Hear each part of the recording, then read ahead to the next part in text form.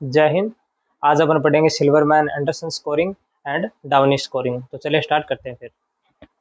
तो आज अपन पढ़ते हैं Silverman Anderson scoring and Downey scoring. इन Silverman Anderson scoring and Downey scoring में क्या पता करते हैं, चलिए देखते हैं। How to assess the scoring respiratory distress syndrome in newborn. जो न्यूबॉर्न होते हैं, नवजात शिशु होते हैं, उनके अंदर अपन मतलब रेस्पिरेटरी डिस्ट्रेस को किस प्रकार से इंगित करते हैं, कैसे पता करते हैं कि रेस्पिरेटरी डिस्ट्रेस है और क्या उसका स्कोरिंग रहता है। उस स्कोरिंग को अपन सिल्वरमैन एंडरसन स्कोरिंग से या डाउनी स्कोरिंग से पता करते हैं। प्री टर्म्स और टर्म्स में, स्पेशली प्री टर्म्स और टर्म में ये पता करते हैं ये बच्चा प्री टर्म्स है या टर्म्स में है। ये किस प्रकार पता करते हैं, सिल्वरमैन एंडरसन स्कोरिंग से पता करते हैं। तो फर्स्ट अपन बात करते हैं प्री टर्म्स से।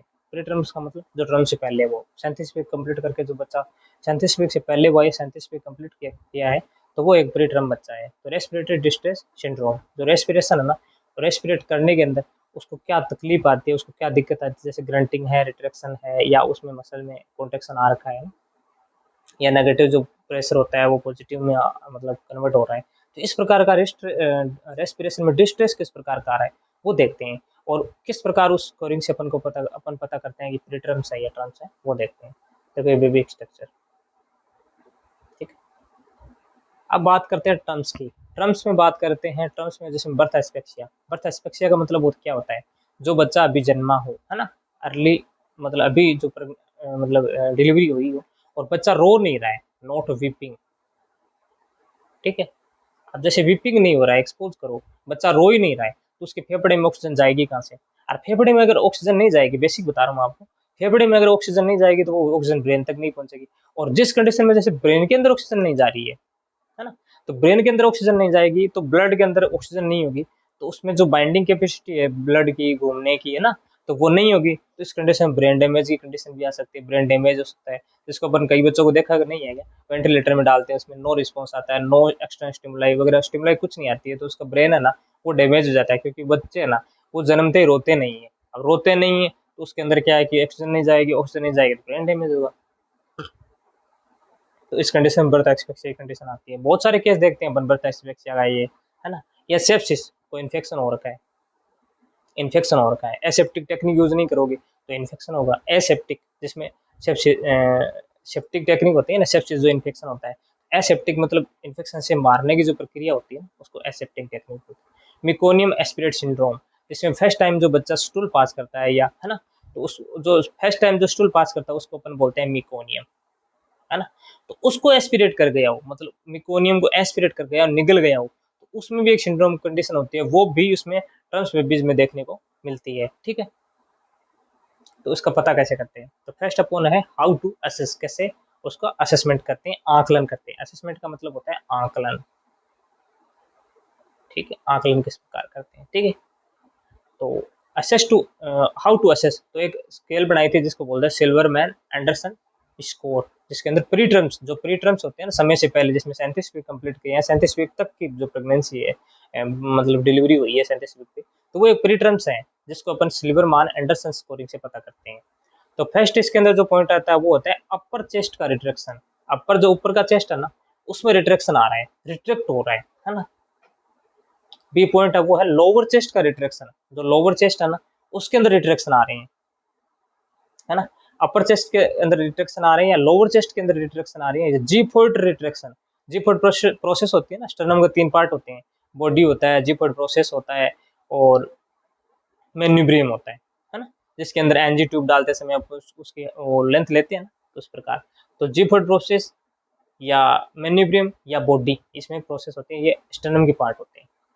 उसके बाद में नेजल फ्लेरिंग, जैसे सांस लेते समय नाक पिचक रही है, नाक के जो नथुने हैं, हिंदी में बोलते हैं फ्लेरिंग को, मतलब नथुने होते हैं, वो वैसे ऐसे पिचक रहे हैं, ऐसे पिचकते हैं ना यहाँ से ऐसे, तो वो क्या है कि नेजल फ्लेरिंग की कंडीशन है। या ग्रंटिंग साउंड, जैसे सांस लेते समय उसको गुरगुरेट की साउंड आती है, मतलब सांस लेते समय उसकी ग्रंटिंग है, सांस लेते समय उसका जो एक्सटर्नल जो एक्सपिरेट जो मसल्स होती है ना वो पिंचअप करती हैं, ग्रंटिंग होती है, साउंड आता है। तो उस कंडीशन में भी ये हाउ टू सिल्वरमैन एंडरसन जो स्कोरिंग है ना उससे पता करते हैं। अब बात करते हैं स्ट्रक्चर से किस प्रकार देखते हैं, किस स्कोर पर क्या कंडीशन को इंगित करते हैं। अगर मान लो ये थोड़ी इमेज ब्लड है पर फिर भी आपको बताऊंगा मैं। अपर चेस्ट में रिट्रैक्शन आ रहा है इसमें, है ना, इसमें लोअर चेस्ट में रिट्रैक्शन आ रहा है, इसमें जी फोल्ड प्रोसेस में रिट्रैक्शन आ रहा है, इसमें नेजल डिस्ट्रेस आ रहा है या फिर इसमें ग्रंटिंग वगैरह आ रखी है। तो अगर मान लो अपर चेस्ट और लोअर चेस्ट के अंदर रिट्रैक्शन है, तो अगर मान लो इसमें स्कोर अपन को 0 से 3 तक आ रहा है, सपोज करो 0 से 3 तक का स्कोर आता है, माइल्ड रेस्पिरेटरी डिस्ट्रेस को इंगित करेगा। अब जैसे अपर चेस्ट में रिट्रैक्शन आ रहा है तो इसके अंदर अपन क्या स्कोर देंगे, 0 दे दिया, ठीक है।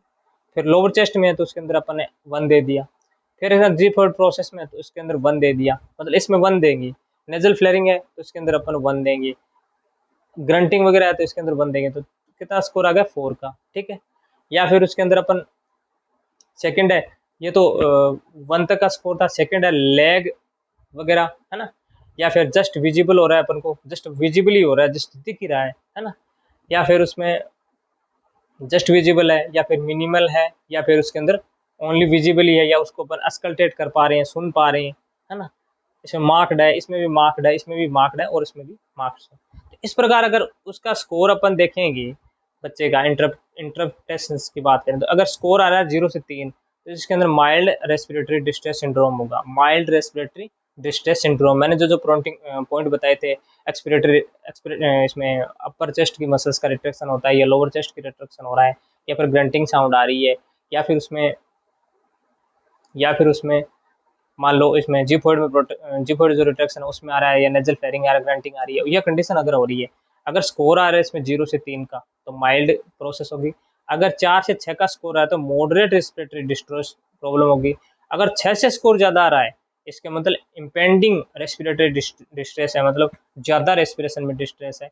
या फिर स्कोर अगर 10 से ज़्यादा आ रहा है, इसके मतलब सीवियर रेस्पिरेटरी डिस्ट्रेस है। तो रेस्पिरेशन है ना, उसके अंदर सीवियरिटी है, मतलब कॉम्प्लिकेशन सीवियर है, ज़्यादा ज़्यादा गंभीर है। तो इस कंडीशन में अपन उस स्ट्रक्चर को देख के अपर चेस्ट में, लोअर चेस्ट में, जीफोर्ड रिट्रैक्शन में, या नेजल फ्लेयरिंग में, या ग्रंटिंग में, इसमें अपन देख सकते हैं। अगर कोई साउंड आ रही है अपन को तो उसमें 1 देंगे, ग्रंटिंग में साउंड आ रही है उसको 1 देंगे, और ज़्यादा मतलब आ रही है उसमें 2 देंगे, है ना। ऑडिबल हो रहा है, मार्क हो रहा है, ऑडिबल हो रहा है, उसमें 2 देंगे। अपर चेस्ट में रिट्रैक्शन अपन नॉर्मली अगर देखने को मिल रहा है तो उसमें अपन 0 देंगे। अगर मतलब मसल्स में अपन रिट्रैक्शन क्लियरली दिख रहा है उसमें अपन 1 देंगे, ज़्यादा दिख रहा है उसमें 2 देंगे। लोअर मसल्स में अगर नॉर्मल दिखने को मिल रहा है तो उसको अपन 0 देंगे। थोड़ा सा कम सीन है, जस्ट विजिबली हो रहा है, उसमें 1 देंगे। अगर मार्क्ड है, मतलब अपन को मार्क दिख रहा है, आराम से दिख रहा है, तो उसको अपन 2 देंगे। जी फोर्ड में यही है, जी फोर्ड में नॉर्मल है, नन है, या जस्ट विजिबल है, या फिर मार्क्ड है। अगर मार्क्ड है उसमें 2 देंगे, या जस्ट विजिबल है तो उसके अंदर 1 देंगे। यही वो नेजल फ्लेयरिंग है, अगर नॉर्मली नथुने होते हैं या नेजल फ्लेयरिंग कर रहे हैं, पिंचअप हो रहे हैं नॉर्मली, तो उसमें अपन उसमें 0 देंगे। अगर ज़्यादा पिंचअप हो रहे हैं तो उसके अंदर 1 देंगे। या फिर मार्क्ड है, आराम से दिख पा रहा है, तो उसके अंदर 2 देंगे। तो इस प्रकार अपन उसका स्कोर देखते हैं किस प्रकार स्कोर है, और इन्हीं स्कोर्स के बेसिस पे पता करते हैं माइल्ड प्रॉब्लम है, या मॉडरेट है, या पेंडिंग है, या फिर सीवियर कंडीशन है। तो इस प्रकार सिल्वरमैन एंडरसन एडल से अपन प्रीटर्म बच्चे के अंदर पता करते हैं कि उसके अंदर प्रॉब्लम रेस्पिरेटरी कितनी है, ठीक। अब बात करते हैं डाउनी स्कोरिंग। अपन कई जगह देखते हैं इसका डाउनी स्कोरिंग पता करो, ये पता करो, तो उसमें पता तो होना चाहिए डाउनी स्कोरिंग का क्या पॉइंट आते हैं।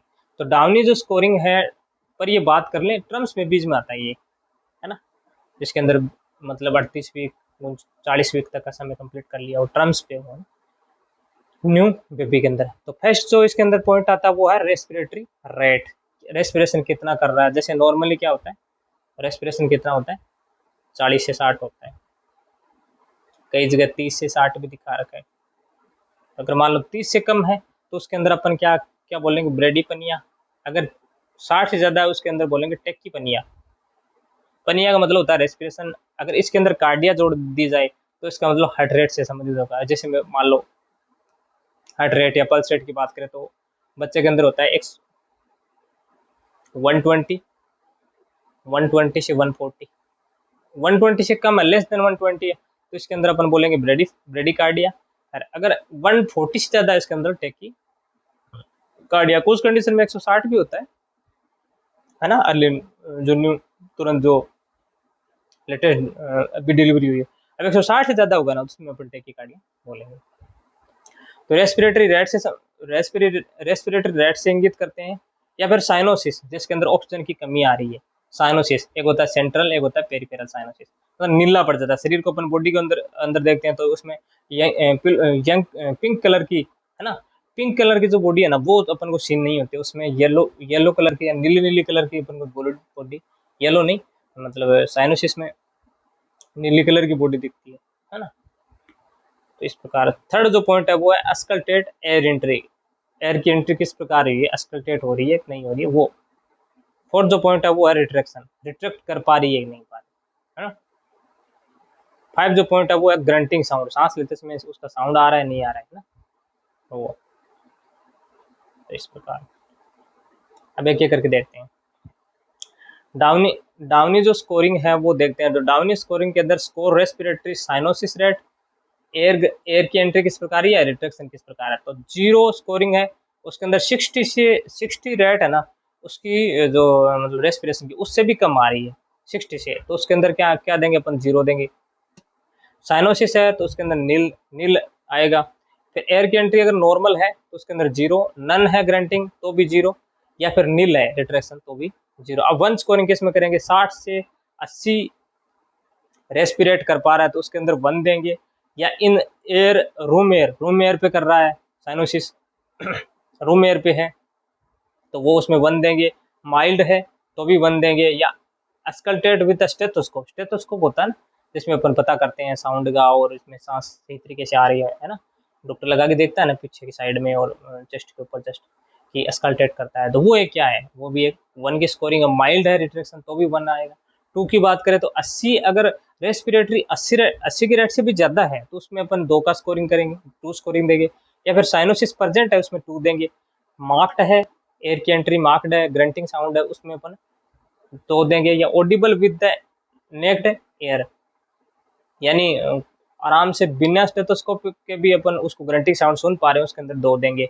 मॉडरेट है रिट्रैक्शन तो उसमें भी दो देंगे। अब माइल्ड की बात करें तो 0 से 3 है तो 0 से 3 माइल्ड है, मॉडरेट 4 से 6 है, सीवियर है तो 7 से 10 तक का सीवियर है।